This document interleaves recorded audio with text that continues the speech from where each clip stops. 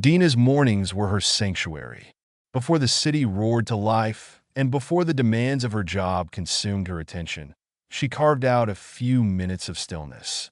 A steaming mug of coffee in hand, she would sit by the bay window of her modest apartment and let her thoughts drift. It was during these quiet moments that she often talked to her angel. She didn't remember when she started the habit. Maybe it had been years ago when her life first felt chaotic and she needed something, anything, to anchor her. She never heard a voice in response, nor did she expect one. But speaking into the silence comforted her, as though she were casting tiny, invisible stones into a vast, rippling lake. Her words carried weight, even if no one else could hear them. On this particular morning, her routine was interrupted by the sharp ding of a company-wide email notification. Dina frowned. It was unusual to receive such messages so early in the day, and they were almost always reserved for urgent updates. Setting her coffee down, she unlocked her phone and tapped the notification. The subject line read, "Urgent. Update on Miles Carter." Miles Carter. The name was faintly familiar, though Dina couldn't immediately place it. She scrolled down, her eyes skimming over the lines until she pieced it together. Miles was a co-worker in another department, someone she had never met in person, but whose name occasionally popped up in team emails. The update explained that he had suffered a severe accident during a weekend rock climbing trip. He had fallen from a considerable height and was now in the ICU, unresponsive and on life support. The email was succinct, written in the detached tone that corporations often adopt when dealing with personal tragedies. It asked employees to keep Miles and his family in their thoughts and offered a link to a blog maintained by his wife for those who wanted to stay updated. Dina stared at the screen for a long moment, her heart sinking. She didn't know Miles, but the weight of the situation pressed heavily on her. She clicked the link to the blog. The page loaded with a stark header, Miles' Journey, Updates and Reflections. Below was a photograph of a smiling man in his mid-30s, his arm draped around a petite woman with striking red hair. They stood in front of a mountain range, both of them beaming at the camera. The picture had been taken in better times, long before the shadow of tragedy had fallen over their lives. Dina scrolled through the entries, each one dated and signed by Arya, Miles' wife. The latest post was raw and unfiltered, written just hours earlier. The doctors say there's no improvement. They're using terms like catastrophic and irreversible. I feel like I'm in a nightmare I can't wake up from. Miles is still here, but he's not really here. I don't know how to make sense of it. We're running out of options. Arya's words were punctuated by expressions of doubt, anger, and heartbreak. She wrote about their struggles, their hopes for the future, and her guilt over being unable to do more. She also shared a surprising revelation. She was carrying another couple's child as a surrogate, a decision she and Miles had made together before his accident. Dina's breath caught in her throat as she read those words. The thought of Arya navigating such a harrowing situation while carrying another family's baby was almost too much to comprehend. It added a layer of complexity to an already unbearable tragedy. Dina closed the blog and set her phone aside. She leaned back in her chair, her gaze drifting to the window. The city outside was beginning to stir, cars honking, pedestrians rushing along the sidewalks, and the faint hum of construction in the distance. Life moved on, oblivious to the pain unfolding in that hospital room. It wasn't Dina's pain. She didn't know Miles or Arya personally. But the story had lodged itself in her heart, refusing to let go. She closed her eyes and took a deep breath. "Angel," she began, the words forming silently in her mind. "I don't know if you can hear me, but I need your help. Miles needs your help. He's a stranger to me, but he's loved by someone. Please, if there's anything you can do to bring him peace, do it. Guide him. Be with him." She opened her eyes, feeling a strange mixture of vulnerability and hope. It wasn't the first time she had asked her angel for help. Over the years, she had sent countless small requests into the void. Prayers for friends, family, even strangers. Sometimes she imagined her angel as a quiet companion, always present but never intrusive. She didn't expect miracles. She didn't even expect confirmation that her prayers were heard. But the act of asking felt significant, as though she were contributing something small but meaningful to the vast, unknowable universe. The rest of the day passed in a blur. Dina couldn't shake the feeling that she should be doing more, but what could she do?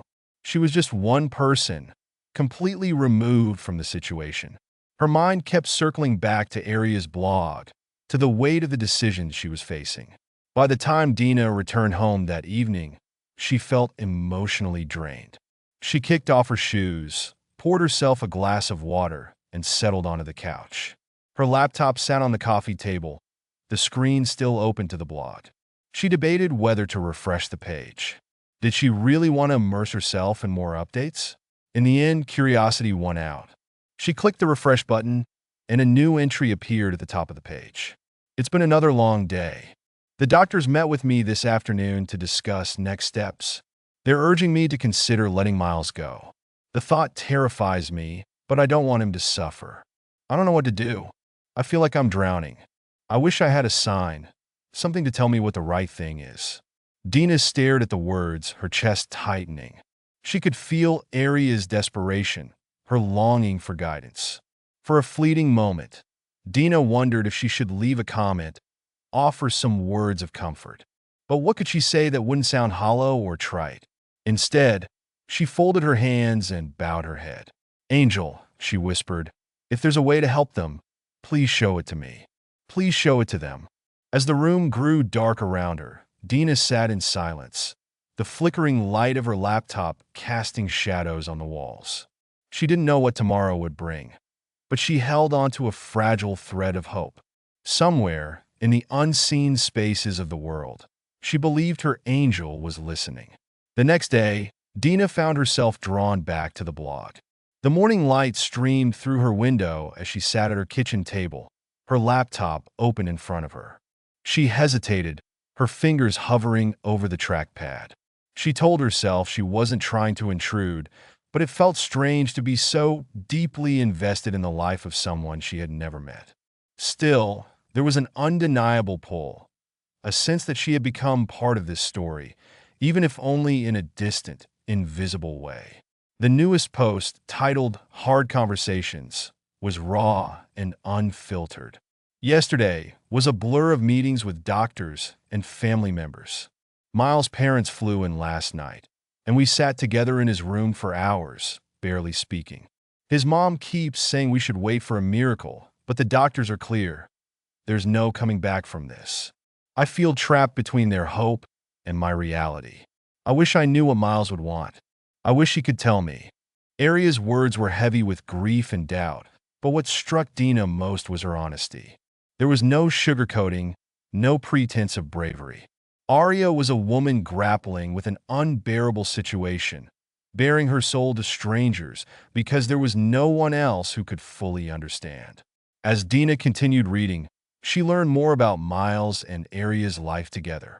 They had met 5 years ago at a friend's barbecue, bonded over their mutual love of hiking, and quickly fallen in love.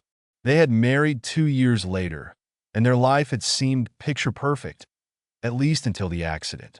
One detail caught Dina's attention. Miles had been raised in a devout Christian family, but over the years, he had drifted away from his faith. Aria, on the other hand, had grown up in a secular household and considered herself a humanist. The blog hinted at how their differing beliefs had sometimes caused tension, particularly with Miles' parents. His mom keeps asking me if we've called a priest. I don't even know how to respond to that. Miles wasn't religious, and I'm not either. What would be the point? But I can see how much it matters to her. I don't want to argue with her, but I also don't want to go against what I think Miles would want. Dina leaned back in her chair, her mind racing. She understood Aria's perspective, but something about the situation tugged at her heart. The image of Miles lying in that hospital bed, caught between life and death, haunted her. She couldn't explain it, but she felt a deep urge to help in some way, to ensure that, no matter what happened, Miles would find peace. Dina spent the rest of the day trying to focus on work, but her thoughts kept drifting back to the blog. She replayed Aria's words in her mind, searching for meaning. What would Miles have wanted? Did it even matter at this point? Or was it more about what would bring comfort to those he was leaving behind? By the time evening rolled around, Dina felt restless. She decided to go for a walk, hoping the fresh air would clear her mind. The streets were bustling with people heading home from work, their faces illuminated by the warm glow of streetlights. As Dina strolled through the neighborhood, she found herself silently speaking to her angel again. "I don't know if I'm overstepping," she admitted, "but I feel like I'm supposed to do something. If there's a way to help Miles, if he needs guidance or comfort, please show me how to help. Or send someone who can." The words felt small and inadequate, but they were all she could offer. The next morning, Dina was met with another blog update.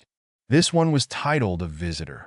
Last night, a hospital chaplain stopped by Miles' room. I almost told him to leave. I didn't see the point. But something about him made me pause. He wasn't pushy or judgmental. He just asked if he could sit with us for a while. He talked to Miles like he was still there, told him stories about growing up in the mountains, and said a quiet prayer. I didn't expect it to mean anything to me, but it did. For the first time in days, I felt a little calmer, like maybe I wasn't completely alone in this. I don't know if it made any difference to Miles, but I think it made a difference to me. Dina read the post twice, her chest tightening with emotion. A chaplain. It wasn't the same as a priest, but it was something, a small act of grace in the midst of chaos. She couldn't help but wonder if her angel had orchestrated the visit. That evening, Dina lit a candle on her windowsill, something she hadn't done in years. She watched the flame flicker and dance, her thoughts drifting back to Miles and Arya. "Angel," she whispered, "thank you for listening. I don't know what's going to happen, but I trust that you're there, guiding them. Please keep watching over Miles and help Arya find the strength she needs to get through this." For the first time in days, Dina felt a sense of peace. It wasn't the kind of peace that came from knowing how things would end, but rather the quiet assurance that she wasn't alone in her prayers. The following days brought more updates. Arya wrote about the difficult conversations she was having with the doctors and with Miles' family. She described the conflicting emotions she felt as she prepared to say goodbye to her husband while carrying another family's child. "It feels like my heart is being torn in two," she wrote. "I want to be strong for Miles, for his parents, and for the baby I'm carrying. But I'm not strong. I'm just a person trying to hold it together." Dina wished she could reach through the screen and hug Arya, offer her some kind of comfort. But she knew her role in this story was different. She wasn't meant to intervene directly. She was meant to trust in the unseen forces at work. She continued to pray for Miles and Arya every day, her connection to them growing stronger with each passing moment. She didn't know how their story would end, but she believed, deeply and wholeheartedly, that her angel was working behind the scenes, weaving threads of light and mercy where they were needed most. And for Dina, that belief was enough. The days that followed felt like an emotional limbo for Dina. Each morning began the same way. Coffee in hand, laptop open, and the blog already bookmarked, waiting for her to check for updates. Every post from Arya brought new waves of sadness, hope, or dread. Dina had never been so invested in someone else's story, especially a stranger's. Yet here she was, feeling every twist and turn as if it were her own. The latest update from Arya was short, almost as though the words were too heavy to write. "The doctors say we're nearing the end. They've stopped running tests. There's nothing more they can do except keep Miles comfortable. I'm supposed to make a decision soon. But how do you decide something like this? His parents are still clinging to the idea of a miracle. I feel like the worst person in the world for even considering letting him go. But this can't go on forever, can it?" Dina closed the laptop, her chest tightening.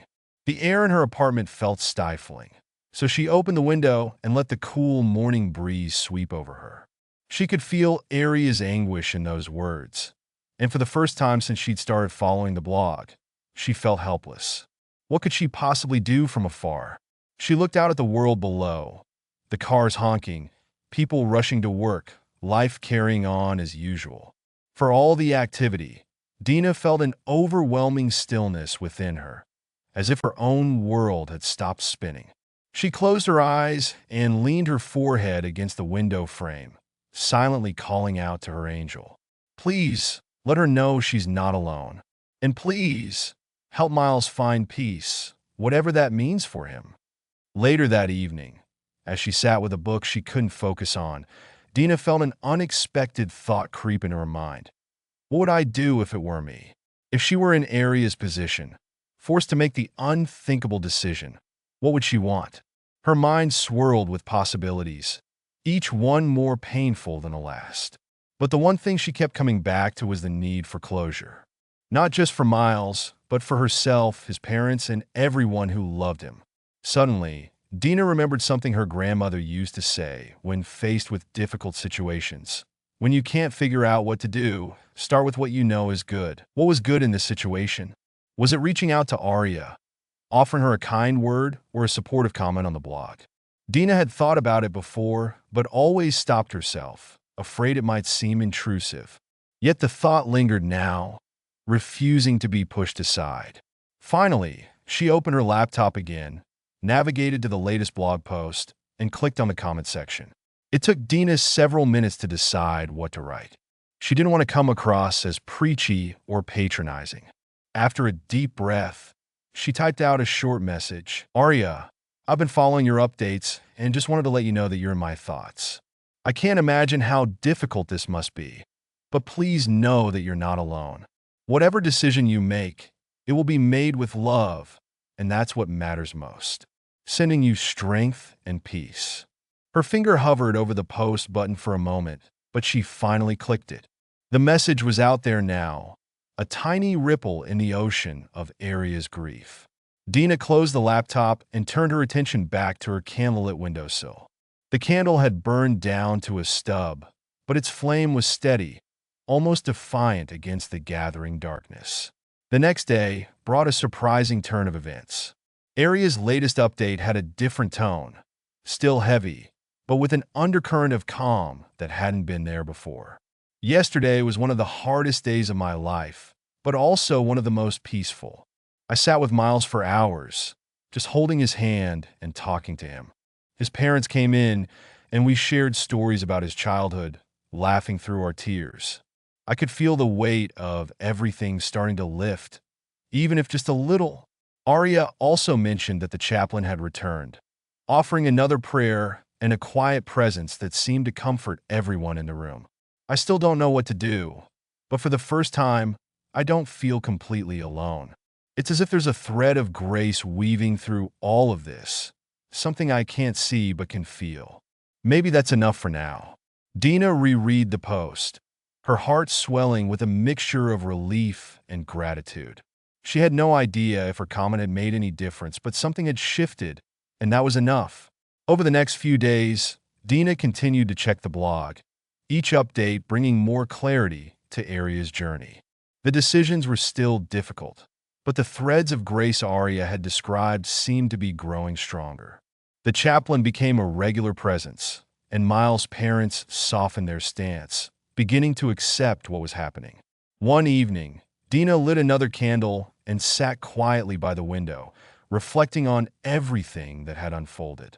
She thought about the small ways people had stepped in to help: doctors, nurses, the chaplain, even strangers like herself. Angel, she whispered, thank you for being there. Thank you for weaving those threads of grace. Please keep them strong.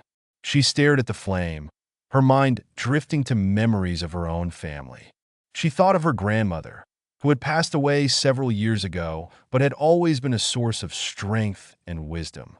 Her grandmother had believed in angels, too, often telling Dina that they were always nearby, ready to help if you only asked. I hope you're proud of me, Dina murmured, the words barely audible over the hum of the city outside.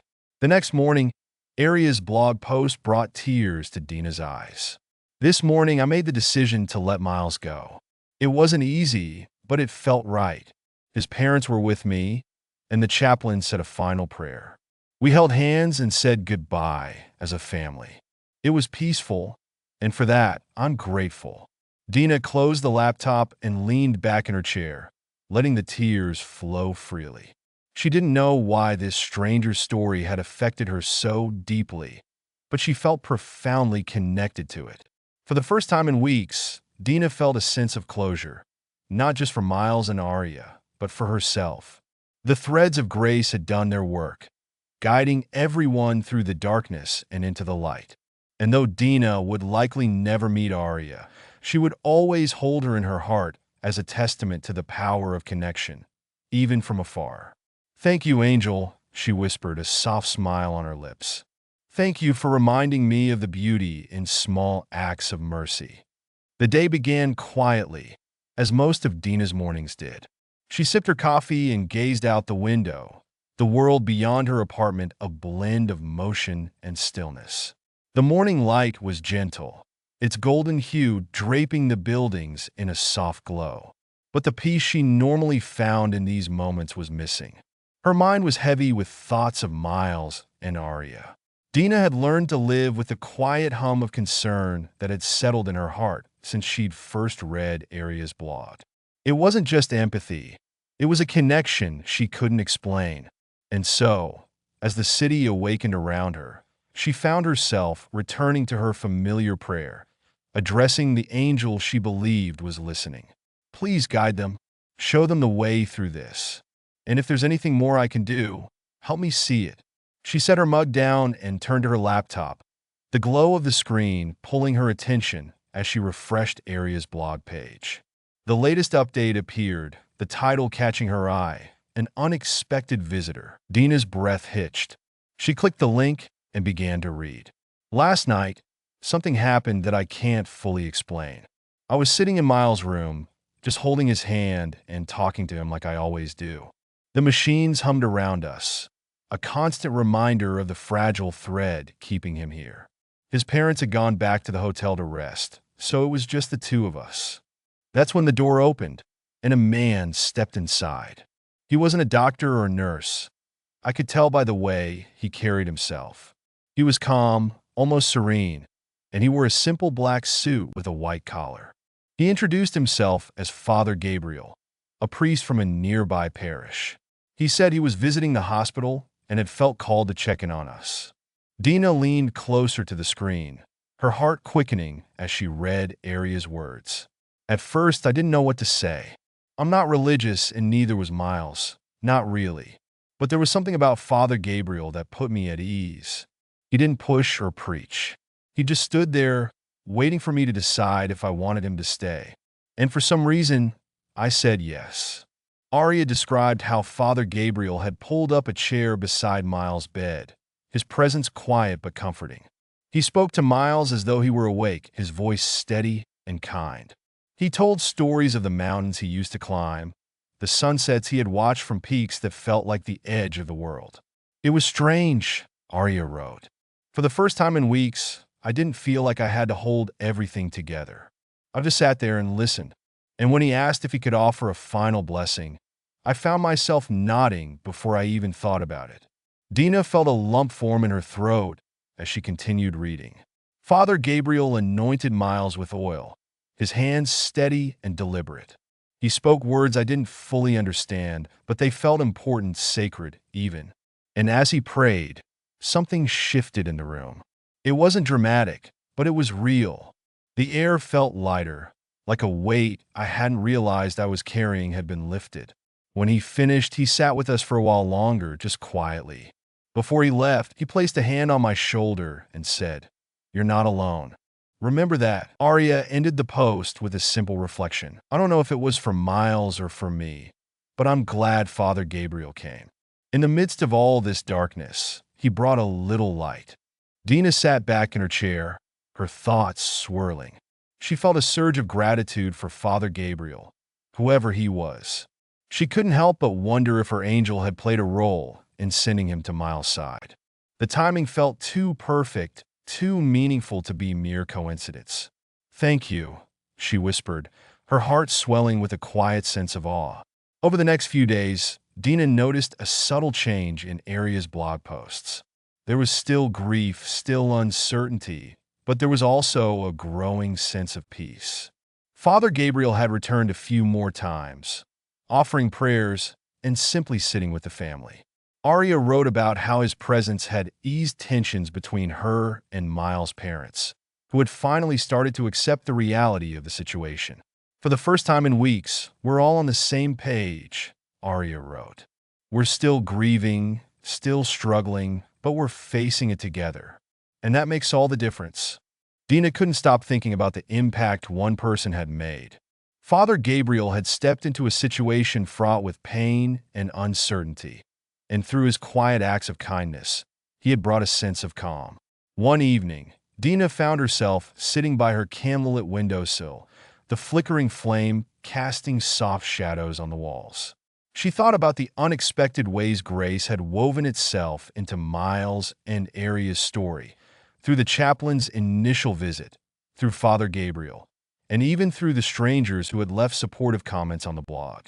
"Angel," she murmured, "thank you for sending him. Thank you for reminding me that even the smallest acts can make a difference." As she sat in the quiet, a memory surfaced, one she hadn't thought about in years.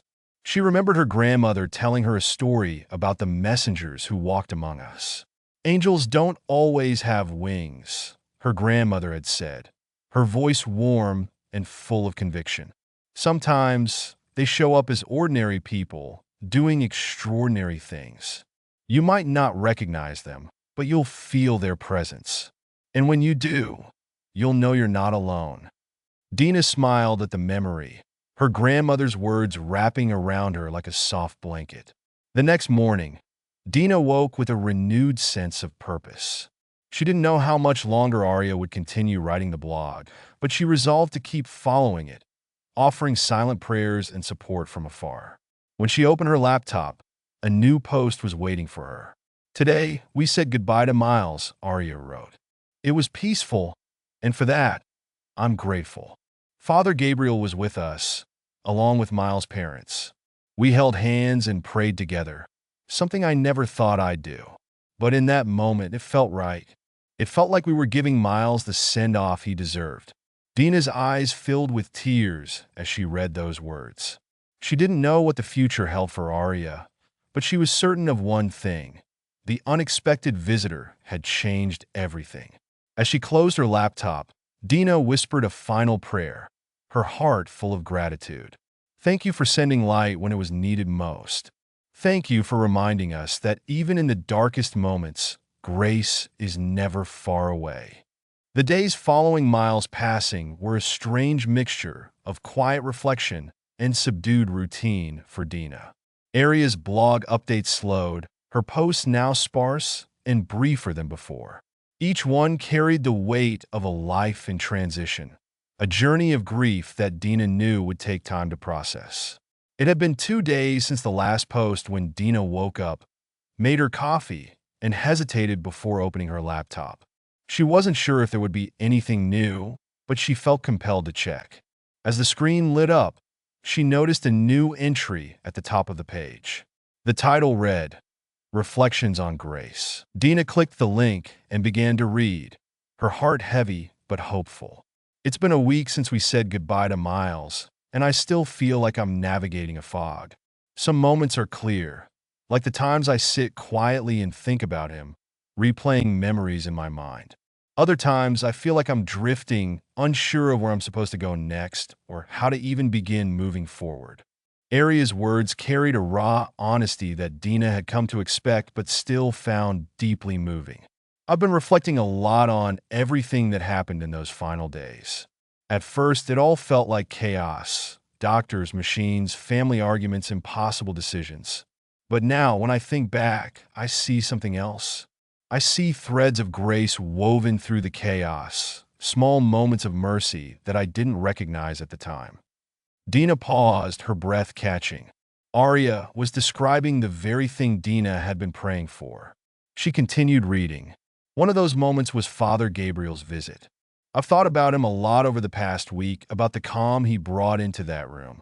I don't think I'll ever fully understand what moved me to let him stay that night, but I'm glad I did. His presence gave us a kind of closure that we didn't know we needed, and in the days that followed, he was a quiet anchor, steady and unshakable. Arya went on to describe how, after Miles passed, Father Gabriel had stayed with the family, helping them plan a simple but meaningful service. He didn't push us to do anything we weren't comfortable with. He simply listened and offered suggestions when we asked. The service was beautiful, intimate and honest, just like Miles would have wanted. It felt like we were honoring not just his life, but his journey, however brief it turned out to be. Dina wiped at her eyes, overwhelmed by the sense of peace radiating from Arya's words. That evening, as Dina sat by her windowsill with a candle burning softly beside her, she found herself reflecting on her own journey over the past few weeks. She hadn't known Miles. She hadn't known Arya. Yet somehow, their story had touched her in ways she couldn't fully articulate. She felt as though she had been a small part of something much larger, a tapestry of mercy and grace that had unfolded in ways she could never have predicted. "Angel," she whispered, her voice barely audible over the hum of the city outside. "Thank you for listening. Thank you for working through all of us, through me, through Father Gabriel, through everyone who offered their love and support. Thank you for reminding me of the power of quiet acts of mercy." She closed her eyes and let the stillness wash over her, the flickering candlelight casting soft shadows on her face. The next morning, Dina woke with a sense of clarity she hadn't felt in weeks. She didn't know why, but she felt a pull to reach out to Arya, not just through another blog comment, but in a more personal way. She opened her laptop and found the email address Arya had provided on the blog for those who wanted to share their condolences. Dina hesitated for a moment, her fingers hovering over the keyboard. Then she began to type. "Dear Arya, I've been following your blog since the day I first heard about Miles' accident. I don't know if you'll remember me, but I left a comment a few weeks ago, just letting you know that you were in my thoughts. I wanted to write to you because your story has touched me deeply. I've never met you or Miles, but I feel as though I've walked a small part of this journey with you. Your words have reminded me of the incredible strength and grace that can be found even in the darkest moments. You've also reminded me of the importance of connection, the way even strangers can come together to offer support and love when it's needed most. I just wanted to say thank you for sharing your story, for being so open and honest, and for allowing people like me to witness the beauty and grace that emerge from your pain. I'll continue to keep you in my thoughts and prayers as you navigate the days ahead. With love and gratitude, Dina." She read the email over twice before hitting send. A few days later, Dina received a response. The subject line read, "Thank you." Her heart raced as she opened the email, her eyes scanning the words quickly. "Dear Dina, thank you so much for your kind words and for taking the time to reach out. I do remember your comment. It meant a lot to me in that moment, more than I can express. Knowing that there were people out there, even strangers, who were thinking of us and praying for us gave me a sense of comfort I didn't realize I needed. I'm so glad our story resonated with you. It's been a strange and difficult journey, but hearing from people like you reminds me that we're never truly alone, even when it feels like we are. Your kindness and support have been part of the grace I've been reflecting on, and I'll always be grateful for that. With love and appreciation, Arya." Dina felt a warmth spread through her chest as she read the email. It was a reminder of how even the smallest gestures could ripple outward, touching lives in ways she might never fully understand. That night, Dina lit another candle and sat by the window, her thoughts quiet but full. She didn't know what the future held for Arya or for herself, but she felt a deep sense of peace knowing that grace had found its way into their lives. "Angel," she whispered, a soft smile on her lips. "Thank you for reminding me that mercy is everywhere, even in the quietest moments." And as the candle burned down, its light flickering gently against the darkness, Dina knew she would carry this story with her forever, a testament to the power of unseen connections and the quiet beauty of mercy in the quiet. Weeks passed, and life began to settle back into its rhythm for Dina. Yet something had shifted in her, a quiet but profound change that she carried like a soft whisper in her heart. The story of Miles and Arya no longer dominated her thoughts as it once had, but its echoes lingered, a reminder of how unseen connections could weave lives together in unexpected ways. One evening, Dina found herself returning to the blog, curious if Arya had shared any updates. The site had grown quiet, and Dina hadn't checked it in several days. As the page loaded, a new entry appeared at the top of the list. It was titled simply Gratitude. Dina clicked the link, her heart lifting as she began to read. It's been a month since we said goodbye to Miles. I've thought a lot about whether to keep this blog going, and I've decided that it's time to let it rest. This space was a lifeline for me during the hardest days of my life, but now it feels like the right moment to step away. Before I go, I wanted to share something I've been reflecting on. In the days after Miles passed, I was overwhelmed with grief. But as time has gone on, I've started to see the beauty that emerged from the pain. It's not something I ever expected to feel, but it's real and it's powerful. Dina felt tears prick at her eyes as she continued reading. There were so many moments of grace that carried me through, small acts of kindness from strangers, words of encouragement from people I've never met, and the steady presence of those who loved Miles and me. Each one of those moments was a testament to the light that exists in the world, even in the darkest times. Arya went on to describe how she had reconnected with Miles' parents in the weeks since his passing. We've always had our differences, but in losing Miles, we found a new way to connect. We've started sharing stories about him, laughing through our tears. They've even asked me to be a part of their lives moving forward, and I've agreed. It's a gift I didn't expect, but one I'm grateful for. Finally, Arya addressed the readers who had followed her journey. To everyone who has walked this road with me, thank you. Your words, your prayers, your presence, it all meant more than I can say. You reminded me that I was never alone, even when it felt like the world was falling apart. I hope that wherever you are, you carry that same light with you and share it with those who need it. The post ended with a single line. Miles' story will always live on in my heart, and so will the grace that carried us through. Thank you for being part of it. Dina sat back in her chair, her emotions a mixture of sadness and peace. She felt a deep sense of closure, not just for Arya's journey, but for her own.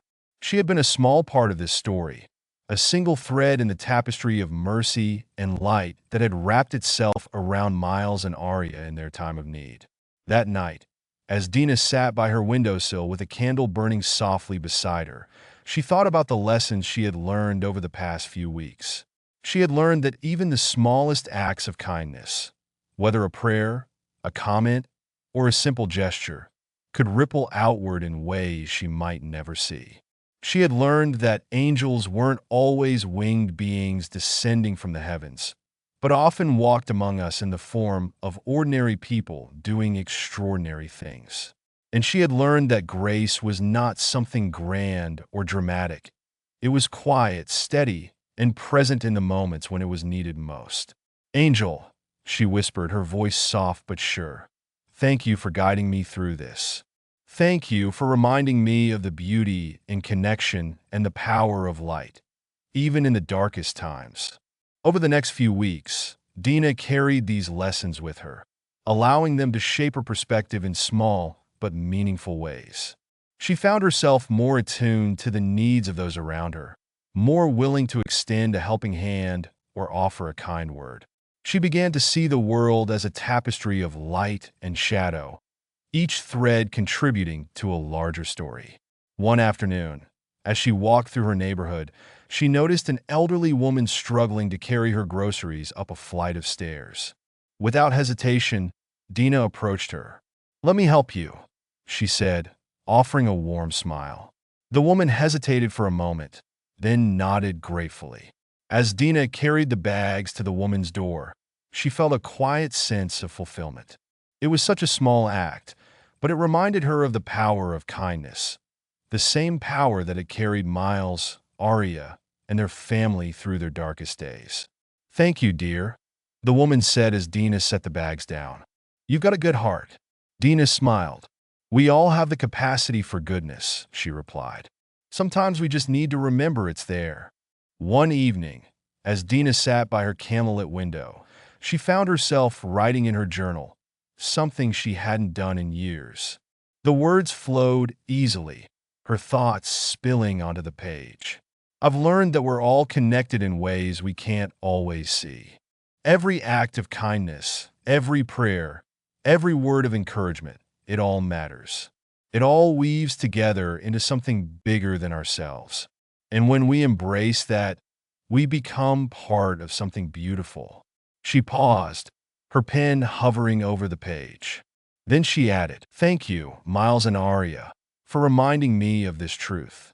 Your story has changed me in ways I'll carry forever. The next morning, Dina woke with a sense of peace. She lit a candle as she sipped her coffee, watching the flame flicker gently in the soft morning light. She didn't know what the day would bring, but she felt ready to face it with an open heart and a renewed sense of purpose. As the sun rose higher in the sky, Dina whispered a final prayer, her words a quiet testament to everything she had learned. Thank you for the light that guides us. Thank you for the grace that sustains us. And thank you for the mercy that reminds us we are never alone. And as she blew out the candle, Dina knew that the story of Miles and Aria would live on, not just in her heart, but in every act of kindness, every thread of grace, and every quiet moment of mercy she carried into the world.